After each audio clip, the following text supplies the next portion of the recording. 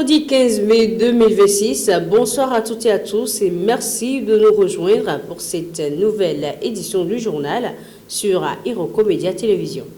À la une de l'actualité ce soir au Sénégal, la menace d'une grève des boulangers face à la hausse des coûts de production pèse sur le pays. Au Mali, plus de 200 militaires seraient détenus par les rebelles du Front de libération de l'Azawad à Kidal. À Madagascar, les concertations nationales sur la refondation du pays se précisent dans un climat politique tendu. Et enfin, les États-Unis annoncent un important refinancement des opérations humanitaires de l'ONU. Merci de rester nous suivre pour les détails.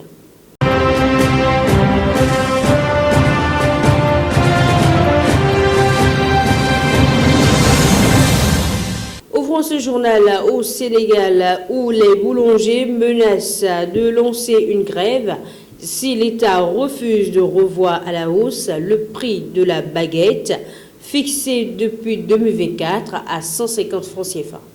Selon les professionnels du secteur, cette tarification n'est plus adaptée face à l'augmentation des coûts de production, notamment ceux de la levure et du diesel utilisé pour les fours. La baisse du prix du pain avait été l'une des principales promesses sociales du nouveau pouvoir sénégalais. En contrepartie, les boulangers affirment que l'État s'était engagé à mieux réguler l'ouverture des boulangeries et à limiter la vente du pain dans les commerces non agréés. 2 ans plus tard, ces mesures n'auraient toujours pas été appliquées. La Fédération nationale des boulangers réclame désormais une hausse du prix de la baguette à 200 francs CFA ou, à défaut, une suppression de la TVA sur l'électricité. Cette revendication intervient dans un contexte économique difficile, marqué par une dette publique très élevée au Sénégal. Restons en Afrique de l'Ouest avec cette fois-ci la situation sécuritaire au Mali. Les rebelles indépendantistes du Front de libération de l'Azawad affirment détenir plus de 200 militaires maliens à Kidal après les affrontements du 25 avril dernier. Cette offensive, menée avec les djihadistes du groupe de soutien à l'islam et aux musulmans, a permis la reprise de la ville face à l'armée malienne et aux combattants russes de l'Africa Corps. Selon le FLA, plusieurs dizaines de soldats maliens auraient été tués et plus de 200 capturés, parmi lesquels des officiers supérieurs, gendarmes et policiers. Les rebelles expliquent que certains militaires ont été arrêtés lors des combats, tandis que d'autres ont été retrouvés cachés en ville ou interceptés dans le désert alors qu'ils tentaient de fuir. Le mouvement indépendantiste affirme considérer ces soldats comme des prisonniers de guerre et non comme des otages. Il assure qu'ils sont détenus dans de bonnes conditions et pourraient être libérés dans le cadre de futures négociations. Par ailleurs, le FLA invite même les ONG à venir constater leurs conditions de détention. Les rebelles soutiennent également que les djihadistes du JNIM n'ont capturé aucun soldat et qui se sont retirés après les combats. De leur côté, les autorités maliennes n'ont toujours pas communiqué officiellement sur ces pertes ni sur le sort des militaires détenus. Autre point essentiel à l'ordre du jour, une nouvelle épidémie d'Ebola a été déclarée dans la province de l'Ituri à l'est de la République démocratique du Congo, selon le Centre africain de contrôle et de prévention des maladies. Les autorités sanitaires recensent déjà 246 cas suspects et 65 décès, principalement dans les zones du Mogwalu et du Wampara. Parmi les 20 prélèvements analysés à Kinshasa, 13 se sont révélés positifs. Les premiers résultats indiquent qu'il s'agirait de la souche Boudingo, différente de la souche Zaïre et pour laquelle aucun vaccin n'est encore disponible. Cette résurgence inquiète particulièrement en raison de la proximité avec l'Ouganda et le Soudan du Sud, ainsi que des importants mouvements de population dans cette région frontalière. La situation sécuritaire en Ituri, marquée par des conflits armés et la présence de groupes rebelles, risque également de compliquer la riposte sanitaire. Les premiers décès remonteraient au mois d'avril. Une réunion d'urgence régionale doit être organisée afin de coordonner la réponse avec plusieurs partenaires internationaux dans les prochains jours. Direction à présent le Madagascar où le processus de refondation politique continue de susciter des tensions. À Madagascar, les concertations nationales consacrées à la refondation du pays débuteront finalement le 3 juin 2026 après plusieurs reports. L'annonce a été faite par Michael Randrianirina lors d'une visite officielle au Congo au retour du sommet Africa Forward organisé à Nairobi.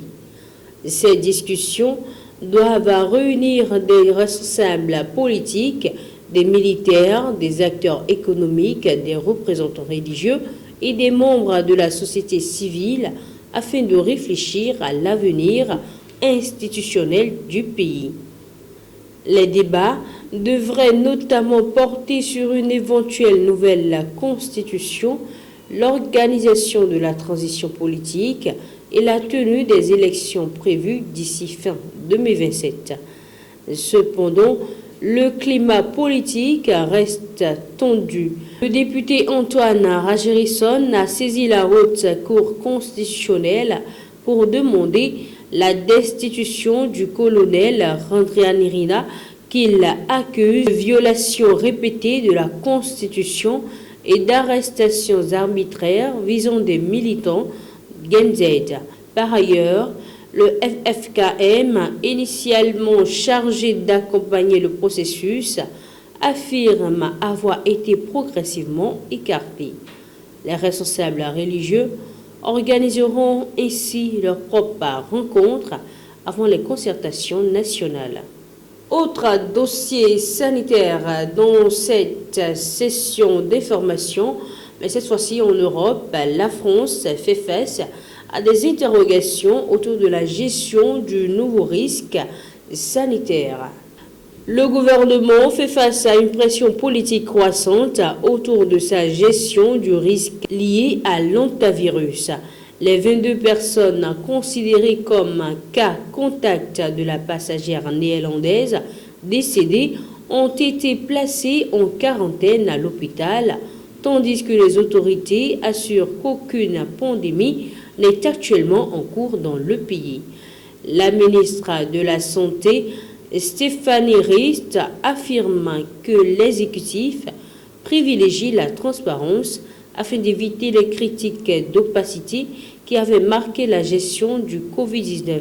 Le gouvernement insiste sur le fait que le virus ne circule pas en France et appelle à éviter toute panique. Malgré ces assurances, plusieurs responsables politiques réclament davantage d'informations sur les capacités de réponse sanitaire.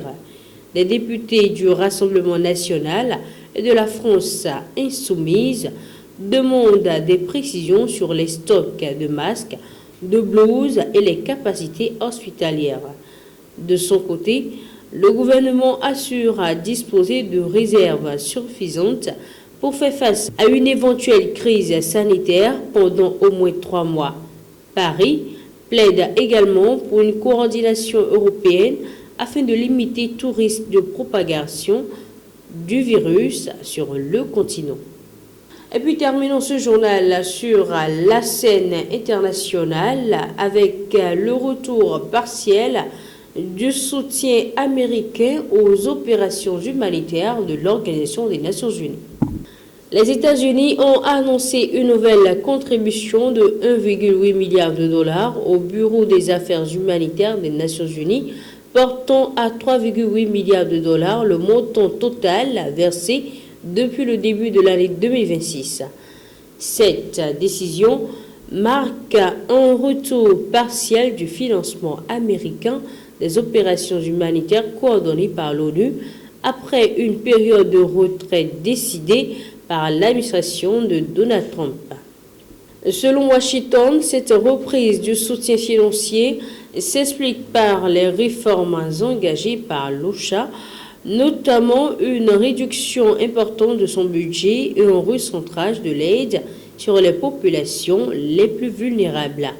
L'agence humanitaire a en effet réduit ses ambitions pour 2026, passant d'une assistance prévue pour 345 millions de personnes à 85 millions considérés comme les plus exposés aux crises.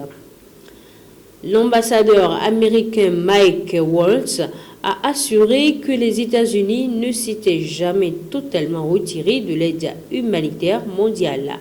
Toutefois, malgré cette nouvelle contribution, le soutien américain reste inférieur au niveau observé sous l'administration précédente. En 2024, Washington consacrait encore environ 11 milliards de dollars à l'aide humanitaire internationale contre seulement 4 milliards l'an dernier. C'est la fin de cette édition. Merci de nous avoir suivis. Portez-vous bien.